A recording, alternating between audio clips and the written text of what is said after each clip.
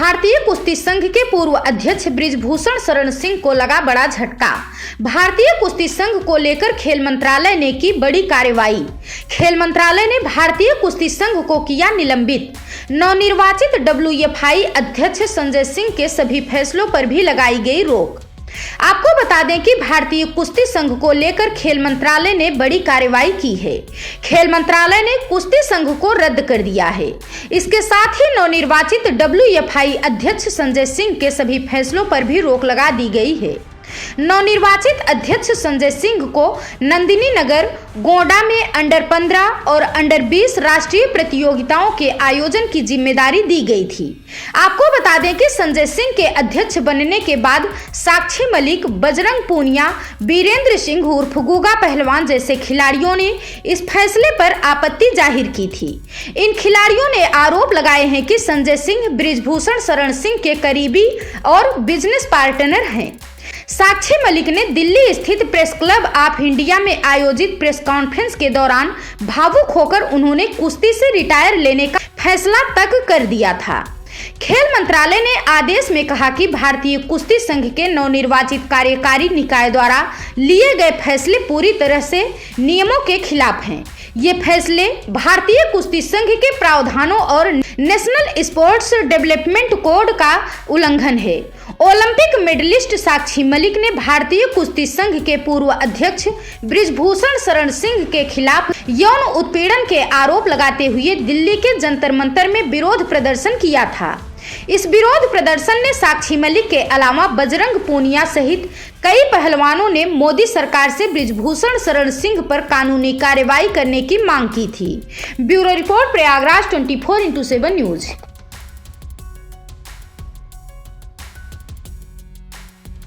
MP के CM doctor Mohan Yadav ने विधानसभा में राज्यपाल के अभिभाषण का धन्यवाद देते हुए कहा था कि दुनिया का समय पहले उज्जैन से तय होता था।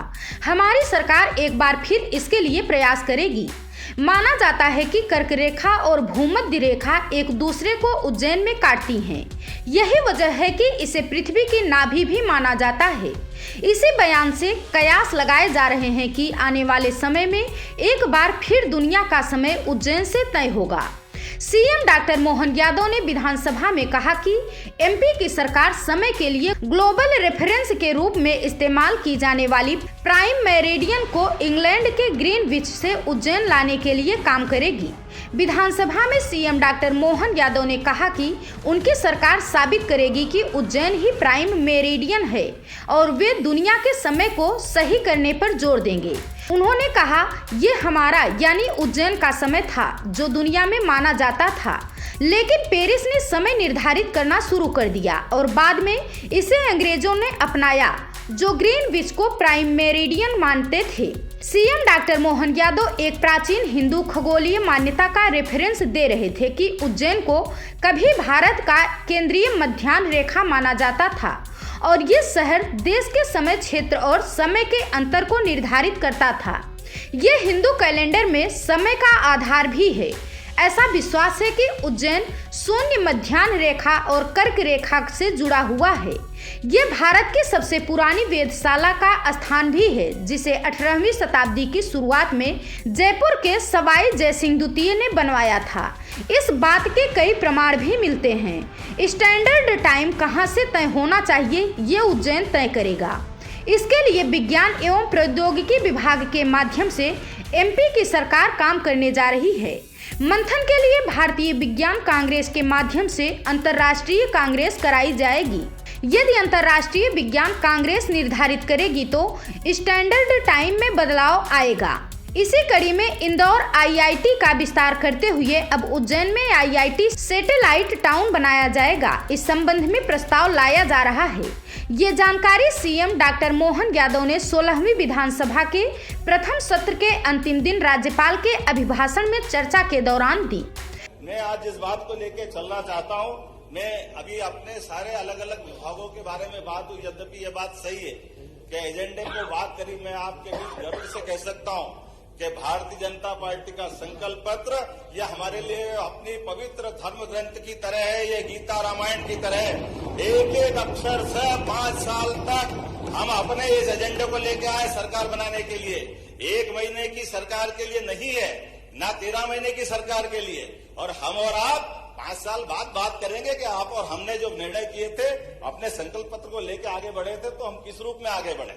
मैं आज आपके लिए खास करके 2-3 चीजें आपके सामने बताना चाहूंगा कि राज्य सरकार होती है मूलभूत सुविधाओं के लिए, उस पर भी हम काम कर रहे हैं।